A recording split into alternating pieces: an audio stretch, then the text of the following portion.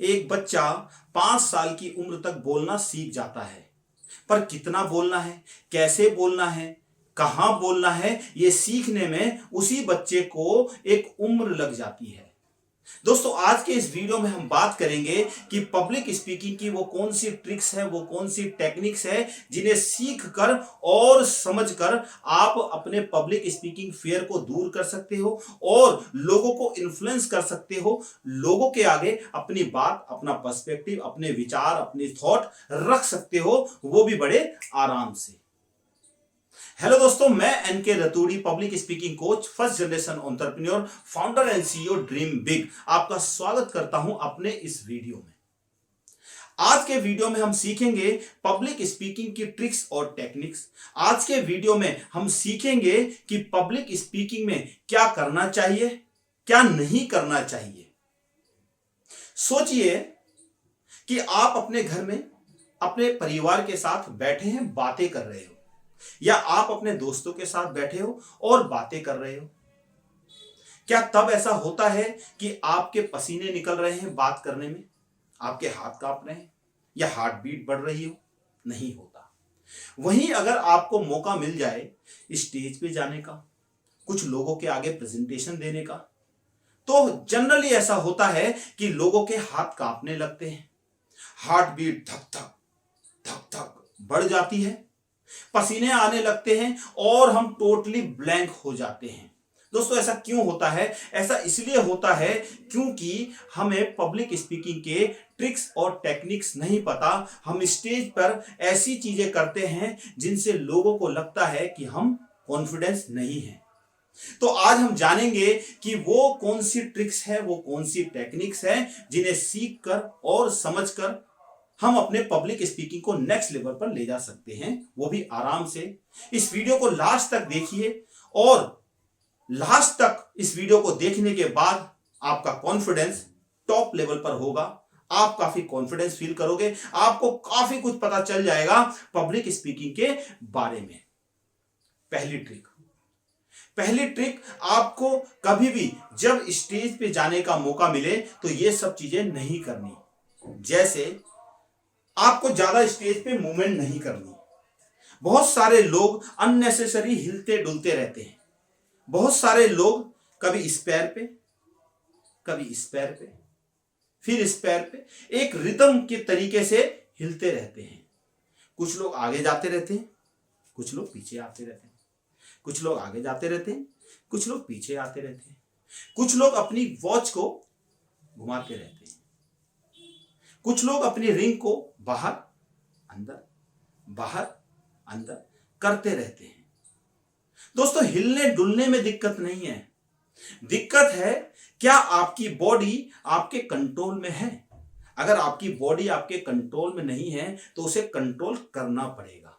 अगर आप हिल रहे हो तो आपको पता होना चाहिए कि यस, आप हिल रहे हो। अननेसेसरी या आपकी इजाजत के बिना आपकी बॉडी की मूवमेंट नहीं होनी चाहिए। ऐसा कंट्रोल आपके पास होना चाहिए। अगर आपके पास ऐसा कंट्रोल हो गया तो आप स्टेज पे कॉन्फिडेंट दिखेंगे। लोगों को लगेगा कि यस, आप कॉन्फिडेंट हैं और आप अपनी बात अच्छे तरीके से रख पाएंगे। तो पहला जो ट्रिक मैंने दी आपको कि स्टेज पे अननेसेसरी आपको हिलना डुलना नहीं है, इसकी आपको प्रैक्टिस करनी पड़ेगी। अब आपको करना क्या है? आप जब कभी स्टेज पे हो, आप जब कभी भी लोगों के सामने हो, तो आपको एक अच्छी सी स्माइल करनी है, क्योंकि smile is the certificate of confidence. Smile जब आप करते हो तो लोगों को लगता है कि यस, आप कॉन्फिडेंट हो। क्योंकि कोई भी आदमी जो घबराया हुआ होता है, कभी आपने देखा है वो स्माइल कर रहा हो? नहीं करता। एक कॉन्फिडेंट आदमी ही स्माइल करता है। तो इसलिए आप जब कभी भी स्टेज पे हो, जब कभी भी आप लोगों के सामने हो, एक अच्छी सी स्माइल दीजिए। अब बात करते हैं अपने हाथों की। अगर आपके हाथों की मूवमेंट आपके बोलने की मूवमेंट से मैच नहीं करती तो आपको यूज करना चाहिए स्टीपल मेथड। इस मेथड को कहते हैं स्टीपल मेथड। इस मेथड में आप अपने हाथों को इस पोजीशन में रखेंगे और अपने नेवल के पास ले जाएंगे और अब आप बात करेंगे। इससे होता क्या है कि लोगों को आप प्रोफेशनल लगते हो और आप अपनी बात अच्छे तरीके से रख पाते हो। अननेसेसरी अगर आप ऐसे खड़े हैं तो ये भी अच्छा नहीं दिखेगा, अगर आप ऐसे खड़े हैं, अगर आपके हाथों की मूवमेंट सही से नहीं हो रही तो ये सब बेकार लगता है, अच्छा नहीं लगता। इसकी वजह से आपको हमेशा स्टीपल मेथड यूज करना चाहिए इस तरीके से। अगर आप देखेंगे, अब आप ऑब्जर्व कीजिए, कई सारे न्यूज एंकर, कई सारे सेलिब्रिटी यूज करते हैं स्टीपल मेथड। इस मेथड को अच्छे से ध्यान रख लीजिए, स्टीपल मेथड, इसको कहते हैं स्टीपल मेथड। आप इस मेथड को यूज कीजिए और बोलिए। दूसरे ट्रिक की तरफ लेके चलता हूं आपको कि अब जब आपको बोलना है तो आपको बोलना कैसे है। हमारा बोलने का मकसद यह होता है कि हमें ऑडियंस की अटेंशन लेनी है। मैंने बहुत सारे लोगों को यह कहते हुए सुना है, गुड मॉर्निंग, आई से गुड मॉर्निंग, ब्रेकफास्ट नहीं किया क्या? अच्छा लगता है ब्रेकफास्ट ज्यादा कर लिया, नींद आ रही है। दोस्तों ये काफी ओल्ड मेथड है और ये काफी बोरिंग मेथड है, आपको ऐसा यूज नहीं करना।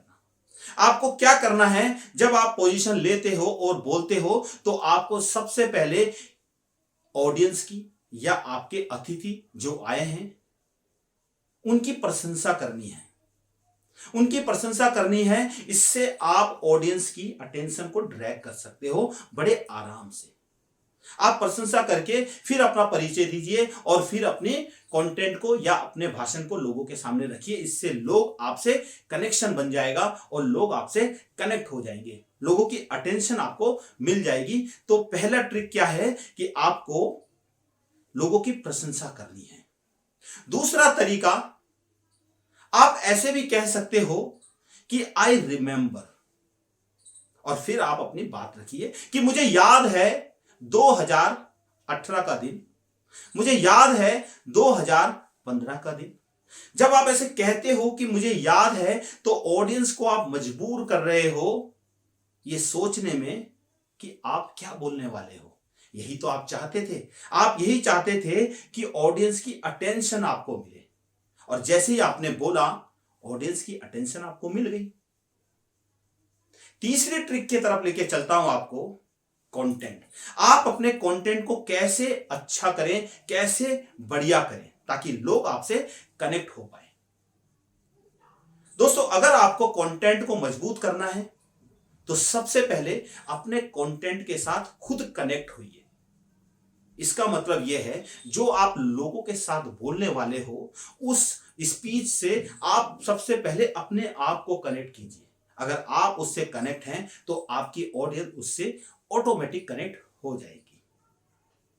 तो अगर आपको कंटेंट को मजबूत करना है, बढ़िया करना है, और आप ये चाहते हो कि आपका कंटेंट लोगों को कनेक्ट कर सके आपके साथ, तो आप उस कंटेंट के साथ खुद कनेक्ट होइए पहले, फिर लोगों को वो सुनाइए।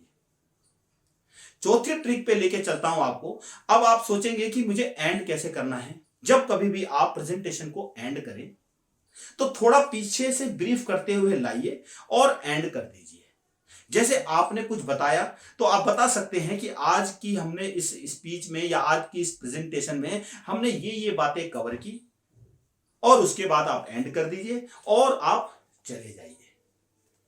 अगर आप इन सब ट्रिक्स और टेक्निक्स को सीखेंगे, समझेंगे, तो आप पब्लिक स्पीकिंग स्किल को नेक्स्ट लेवल पर ले जा सकते हो, वो भी बड़े आराम से। दोस्तों मैंने और कुछ वीडियो बनाई है YouTube पर, जिन्हें आप देखिए और समझिए कि ऑडियंस कितने टाइप की होती है, और दूसरी वीडियो भी हैं जिनसे आपको पब्लिक स्पीकिंग को इनहेंस करने में सहायता मिलेगी। अगर आपने मेरे चैनल को सब्सक्राइब नहीं किया तो सब्सक्राइब कीजिए, लाइक कीजिए और शेयर कीजिए, क्योंकि अगर सीखेगा इंडिया तभी तो बढ़ेगा इंडिया। दोस्तों मैं एक ऐसे मिशन में हूं जिसमें मैं लोगों को एम्पावर करना चाहता हूं थ्रू पब्लिक स्पीकिंग, जिसमें आप मेरा साथ दे सकते हैं। इस वीडियो को ज्यादा से ज्यादा शेयर कीजिए, ज्यादा से ज्यादा लोगों तक पहुंचाने की कोशिश कीजिए, ताकि ज्यादा से ज्यादा लोग इस वीडियो का फायदा उठा सकें। Thank you so much watching my video.